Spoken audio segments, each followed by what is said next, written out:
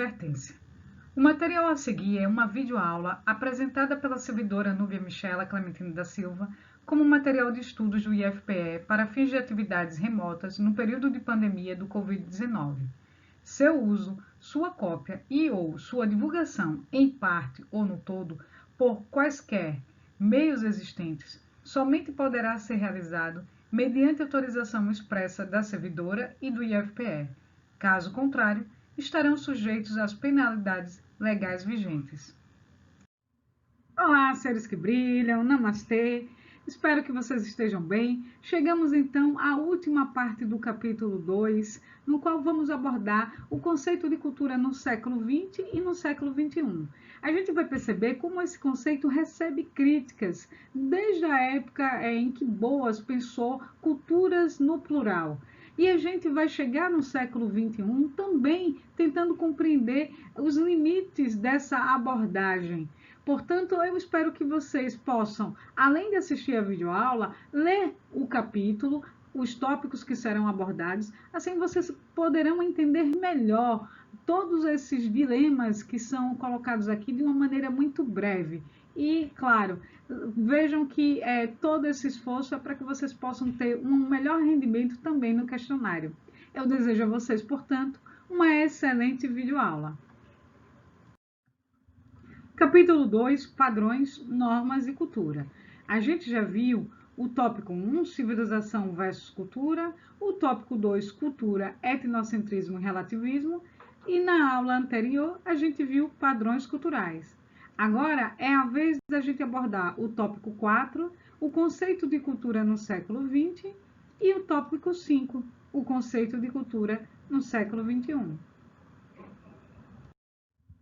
Vamos recordar? A gente vai lembrar agora que na aula anterior a gente abordou que até mais ou menos a metade do século XX, o antropólogo, ou seja, esse pesquisador que lida com a categoria da cultura, via a cultura como uma série de padrões de comportamentos praticados coletiva e sistematicamente, como os rituais, as técnicas e as religiões. Esse foi um conceito definido por Boas e por Margaret Mead e Ruth Benedict, que foram temas da aula anterior. Tópico 4, o conceito de cultura no século XX. Vejamos, a ideia de cultura, ela está no senso comum e ela deve muito ao pensamento de Boas. Isso significa, meu caro aluno, minha cara aluna, que você pode repetir se alguém disser o que é cultura. Aí você vai dizer, é um conjunto de práticas, de normas, de hábitos que rege ou que organiza uma determinada sociedade.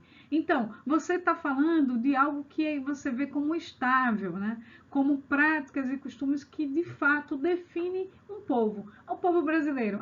O povo brasileiro tem dependendo da região, já que nós somos um país continental de uma dimensão muito grande, você pode dizer que ele tem tais e tais práticas e que essas práticas elas são quase fixas, elas são estáveis. A gente repete isso no senso comum, mas a gente vai ver agora, por exemplo, que no campo teórico esse conceito aqui ele recebeu várias críticas e passou por transformações.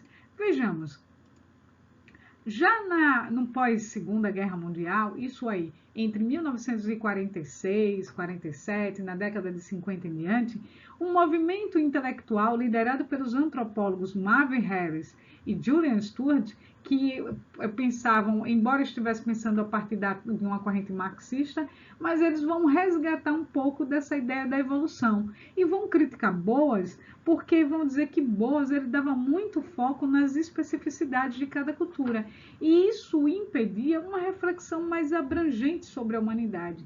Claro que esses teóricos estavam buscando também algo voltado para uma lógica sistemática do mundo, de toda a humanidade, então uma teoria mais geral. Vamos seguindo aqui, a gente tem outras críticas, agora na década de 60, com outros significados trazidos pelos antropólogos David Schneider, Clifford Geertz e Marshall Salles. Para esses autores, por exemplo, eles criticavam aquele conceito porque, para eles, o conceito de cultura estava ligado a algo que fosse integrado e estático, ou seja, não dava conta das transformações e da dinâmica que a gente vê no campo do social. vamos entender melhor o que esses autores estão dizendo. Bom, para eles, as grandes transformações ocorridas no mundo após a Segunda Guerra Mundial provocaram mudanças profundas, desde a luta por independência em países dominados pelos europeus até as revoluções culturais da década de 60. Então, o que isso mostra? Mostra que as sociedades observadas pela antropologia passavam por transformações que um conceito estático de cultura não dava conta. E esse conceito de Boas, de entender a cultura como algo que integra a vida das pessoas, mas que é estável e é estático, não dava então conta do que é dinâmico, das mudanças, de que a cultura ela se transforma a partir desses conflitos sociais também. Entenderam? Então vamos lá aqui pegar um trecho do livro. No livro de vocês tem lá na página 56, para Schneider, Geertz e Salles, a cultura continuava a ser um todo integrado, mas era eminentemente dinâmica, sujeita a mudanças, ou seja, era um todo integrado porque ela organiza, de certo modo, a vida das pessoas, ela permeia o seu cotidiano, ela permeia as gerações. Então, isso continua e permanece, só que era preciso abrir espaço para o entendimento de que as transformações são dinâmicas e que a cultura ela é sujeita a mudanças. Então, nessa visão, a cultura deixa de ser um conjunto de práticas observáveis e passa a configurar como um conjunto de códigos simbólicos. Opa, o que é isso, professora? Significa dizer que você não pode mais ficar procurando uma personalidade, os padrões culturais, como os antigos alunos de Boas pesquisavam. Então era possível perceber que as coisas poderiam se transformar, mas as pessoas comungam de ideias que fazem parte da mesma cultura. Ou seja, é mais semelhante a um código do que a um conjunto de comportamentos. Pode ser comparada a um conjunto de regras que é internalizado pelas pessoas desde a infância. Então, meu caro aluno, minha cara aluna, você nasceu, cresceu e vai internalizar práticas culturais. Essas práticas elas são muito mais a nível das ideias de um código, ela é simbólica. É isso que esses autores estão colocando para a gente. E quando, ao dizer isso, eles podem mostrar que a cultura pode passar, né? A sua sociedade pode passar por conflitos, por fortes mudanças, mas há algo que permanece nesse simbolismo que faz com que você se sinta pertencente a uma determinada cultura, entenderam? Então, para esses autores, cultura não é o que as pessoas fazem, mas sim o que elas pensam. Está presente em todos os indivíduos que vivem em comum. É compartilhada e transmitida como um código permeado pela linguagem e por vários conceitos que a linguagem traz consigo. Então, o que esses autores colocam é uma carga muito mais forte no entendimento desse código simbólico que perpassa a linguagem e que faz com que entendamos o que é definido como parte da nossa cultura. Ficaram confusos? Não entrem em desespero. Vamos entender aqui por partes. O que esses autores estão dizendo é que a cultura ela continua sendo um todo integrado. Porém, a gente está abrindo espaço para o entendimento de que a cultura se transforma, ela é sujeita a mudanças. Então, ela não é um todo fixo e estável. Assim, é possível trocar aquela ideia de que a cultura eram padrões e normas ou comportamentos por uma ideia de que a cultura é um conjunto de códigos simbólicos. São regras que internalizamos por meio da linguagem e por outras referências que a linguagem nos traz. Assim, a gente vai compreender que a cultura não é o que as pessoas fazem, mas é o que pensam sobre o que fazem, é o sentido que elas dão ao que fazem. Assim, a gente vai compreender, aqui em resumo, que a cultura não se limita mais a uma série de comportamentos, mas ela constitui um sistema que organiza a experiência das pessoas na vida, ordenando até mesmo os processos de transformação. Vamos pegar aqui um trecho do livro de vocês que fala sobre aquele autor, aquele músico, né, autor de músicas, rappers, o Criolo. Ele diz assim, ó, que quando um costume muda ou uma prática nativa de outra cultura é adotada, isso acontece segundo uma lógica cultural. Pensem aí, então. Pensem em um conjunto de rappers brasileiros. Embora produzam uma música que não é a original do nosso país, ou seja, eles pegaram uma prática musical americana, eles a utilizaram para expressar suas ideias e uma crítica social que se refere ao seu cotidiano. Eles atualizam, né? Bebem daquela fonte e fazem algo que tem a ver consigo, com a sua realidade social. A pergunta é: será que eles são menos brasileiros por se expressarem por meio do rap? O que vocês acham? Ou será que eles usam o rap para expressar um ponto de vista essencialmente brasileiro? E nesse sentido, estariam abrasileirando o rap? Bom, os antropólogos do final do século XX tenderiam a preferir a segunda resposta, tornando o conceito de cultura mais dinâmico. Então, compreendam.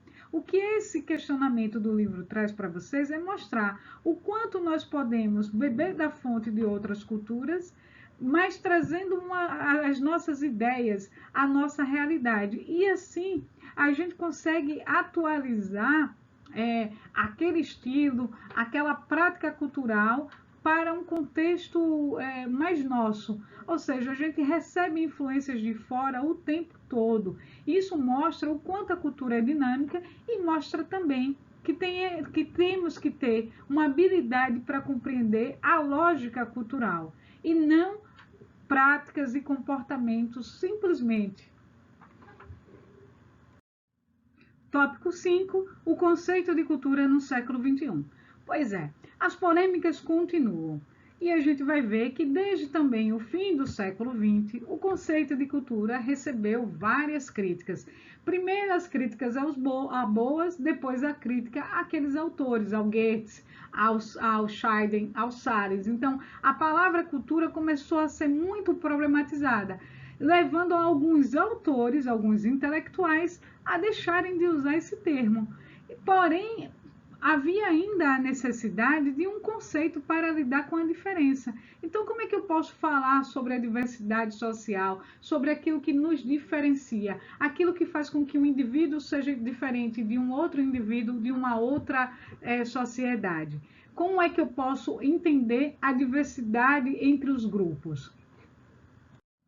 Dessa maneira, alguns pesquisadores deixaram de usar o conceito de cultura e deram mais carga à ideia de identidade, para se referir à diversidade e à diferença. Logo, o conceito de identidade serviu como uma ferramenta para pensar a diversidade, e ele é mais utilizado, para pensar grupos dentro de sociedades maiores, como grupos étnicos, imigrantes, por exemplo. Então, pessoas que saem do seu país de origem e vão tentar a vida em outro país, dentro de uma sociedade maior. Grupos raciais, populações negras em países ocidentais, por exemplo. Grupos de orientação sexual ou de gênero, os homoafetivos ou transgêneros. Então, todo essa diferença e diversidade foi pensada por alguns autores a partir da perspectiva de identidade. Agora eu quero chamar a atenção de vocês para um ponto. Hoje, 2020, a gente tem uma problematização desse conceito de identidade. Porque, por exemplo, os grupos antirracistas, a galera do movimento negro, têm mostrado que não se trata de pensar em identidade racial, mas pensar que o racismo no Brasil seria algo estrutural, portanto ele perpassa toda a sociedade, não está relacionado apenas a um grupo, e por isso ele deve ser problematizado ainda mais, porque ao pensar em identidade, é como se essa identidade ela fosse manipulável, ela fosse não fosse capaz de dar conta do racismo que impera na nossa sociedade, que não é somente uma questão de negros, mas é uma questão de todos nós, dos povos amarelos, pardos, brancos, negros. Então, nós somos um povo miscigenado, um povo pobre, um povo desigual, e que esse conceito de identidade não daria conta. Aí vejam só, meus lindos, meus amores, a gente está agora problematizando algo que está acontecendo num debate em 2020. Isso mostra como a cultura e todo o social passa por transformações e que exige de nós, pesquisadores, que estejamos alinhados, né, atentos a essas transformações da realidade. Continuando o tópico, a gente vai chegar agora à crítica dos pós-modernistas. Bem, vejamos, quem eram os pós-modernistas? Foi um conjunto de autores que passou a duvidar da possibilidade de falar sobre a cultura dos outros. Como assim, professora? Vejamos aqui. Significa que, para esses autores, quando um antropólogo fazia o seu trabalho, que era basicamente descrever outras sociedades, outros grupos dentro de sociedades, ou seja, o antropólogo que sai da sua realidade, do seu contexto, né, social, e vai visitar outros grupos, e a partir dessa visita, daquilo que a gente chama como da sua etnografia, do trabalho que é produzido, ele tenta descrever essas outras sociedades, ou grupos dentro das sociedades. Assim, para esses autores, quando o antropólogo fazia isso, ele exercia um poder absoluto. Sua descrição passava a ser vista como absoluta e verdadeira. Então, vejamos, a crítica desses pós-modernistas era de que os antropólogos, ao se referir a um povo, a descrever seus hábitos, suas práticas, seus costumes, aquele povo não tinha voz, né? A voz que era validada era a narrativa que o antropólogo fazia. A verdade, portanto, estava naquela etnografia a partir da autoridade desses antropólogos. Era isso que os pós-modernistas questionavam. Como é possível que uma outra pessoa venha aqui e escreva sobre mim, mesmo que eu me reconheça nesse texto, mas esse texto passa a ser visto como uma pura verdade. E nós, que somos os povos pesquisados, não temos voz nem vez. Continuando, agora a gente vai ver as críticas dos pós-coloniais. Bom, isso aqui já é na década de 90. Lembrando que a gente viu anteriormente a crítica dos pós-modernistas. Vejam só, para quem eram os pós-coloniais? Bom, eram pessoas originárias de várias partes do mundo, principalmente da Índia, e também de grupos minoritários dos países centrais do mundo ocidental. Esses estudiosos levaram mais além a crítica pós-modernista.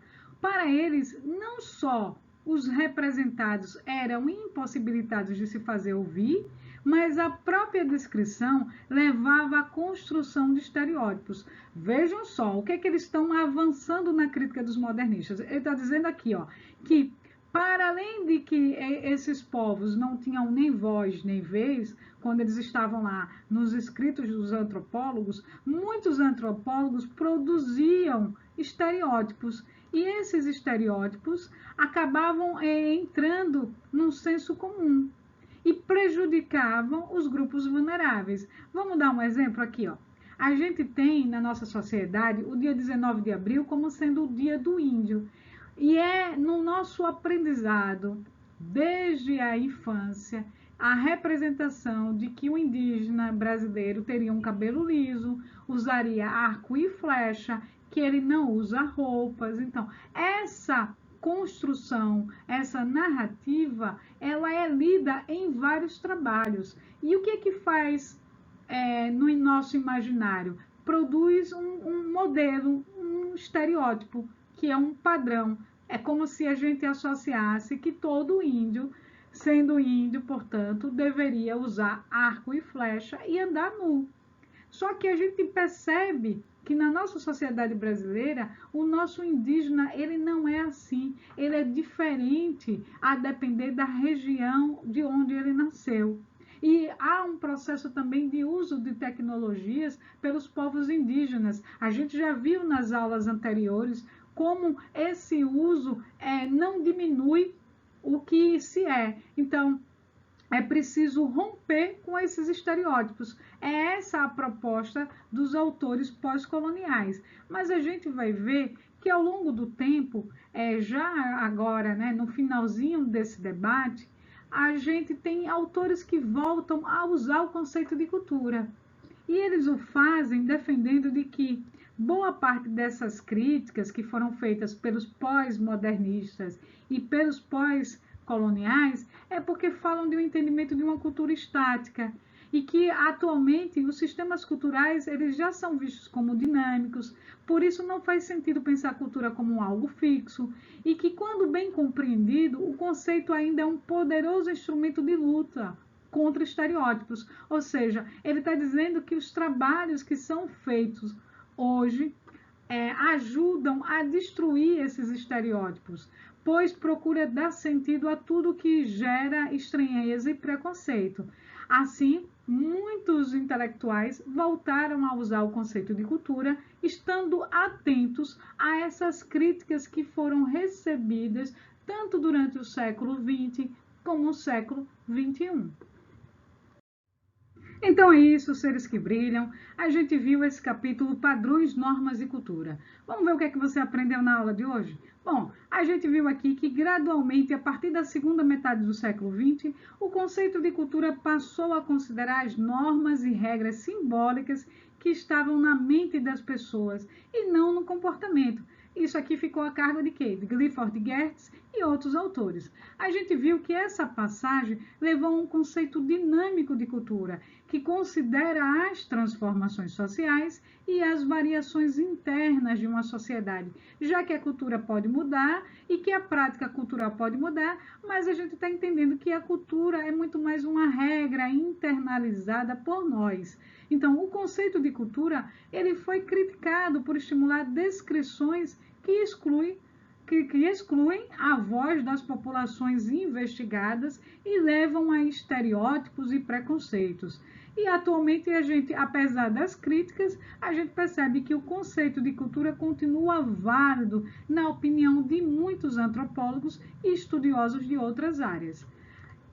Lembrando sempre que vocês devem consultar o maravilhoso livro de vocês, porque assim o aprendizado ficará mais completo.